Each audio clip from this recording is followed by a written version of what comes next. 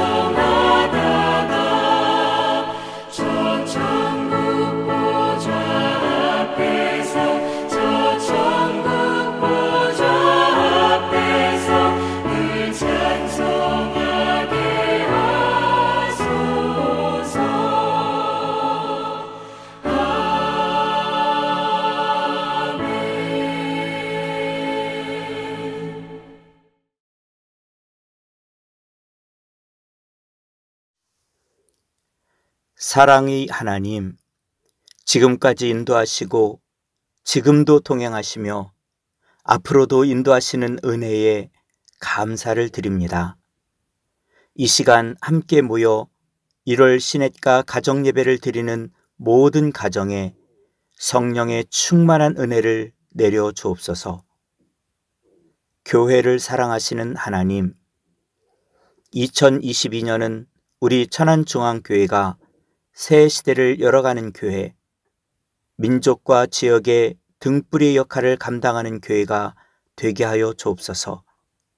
건강한 교회가 되게 하여 주시고 말씀에 의지하여 삶의 열매를 하나님께 올려드리는 교회가 되게 하여 주옵소서. 위로의 하나님, 코로나로 인해 많은 성도들이 아파하고 있습니다.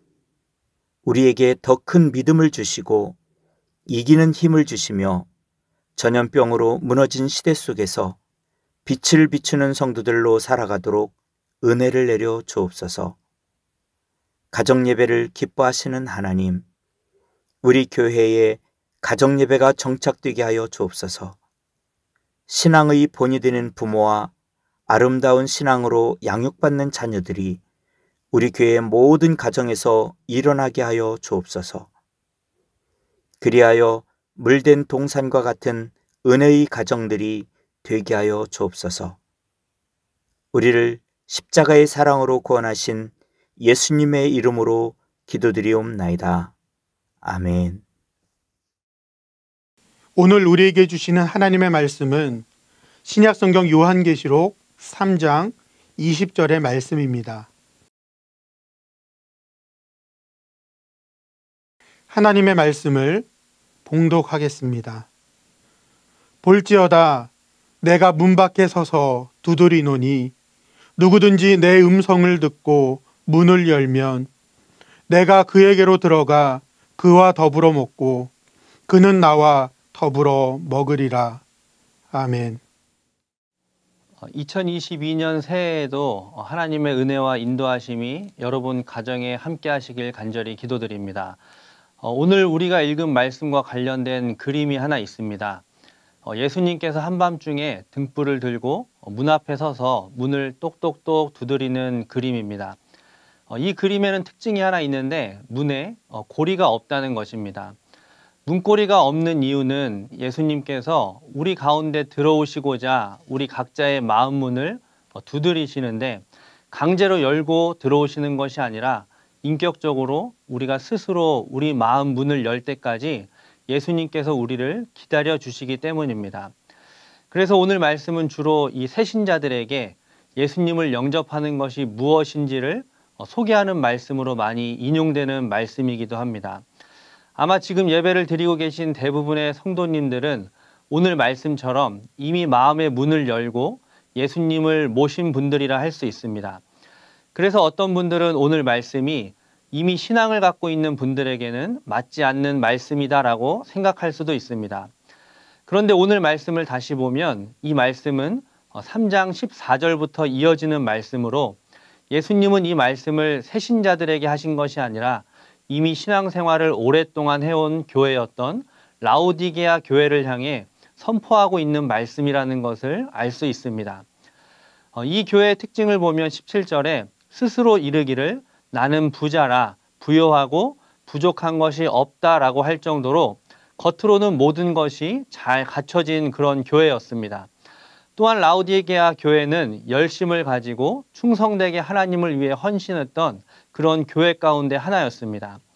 그러나 문제는 지금 라오디게아 교회의 모습이 이전과는 많이 달라졌다는 것입니다. 정확히 언제부터였는지 모르지만 라오디게아 교회는 점점 열정이 식어가고 있었고 영적으로 메말라가는 교회가 되어버렸습니다.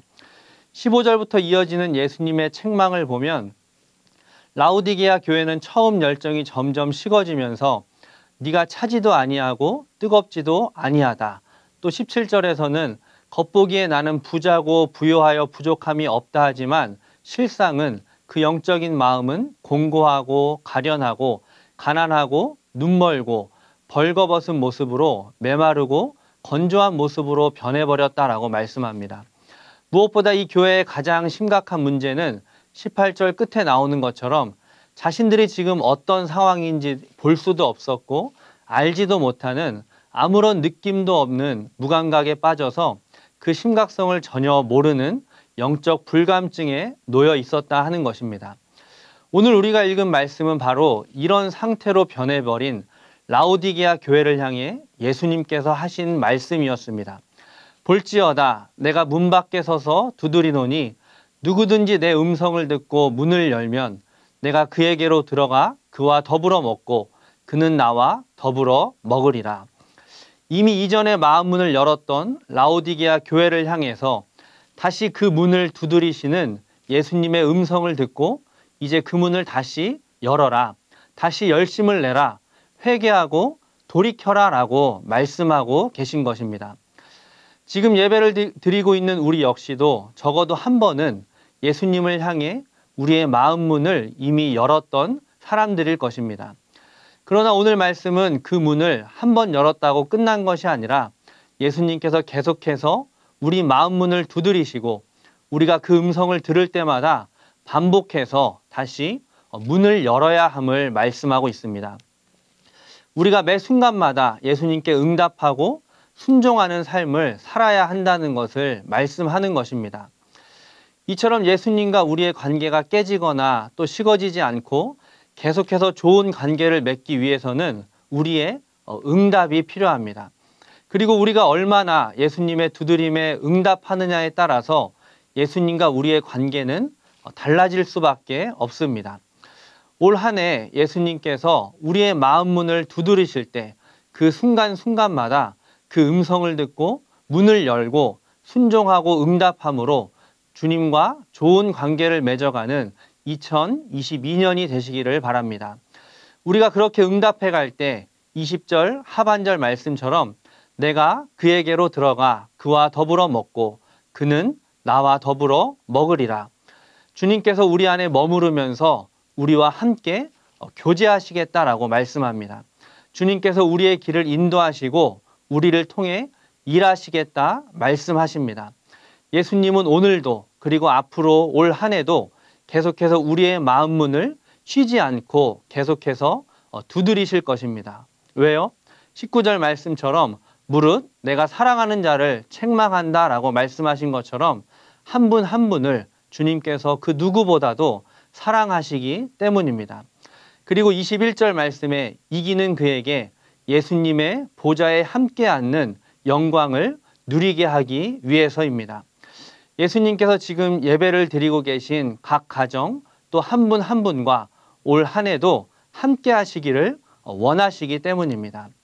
2022년 한 해도 우리를 사랑하시고 우리와 함께 하시기 원하시는 그 예수님의 두드림에 우리 모두가 응답함으로 주님과 함께하는 귀한 믿음의 가정이 되시기를 바랍니다.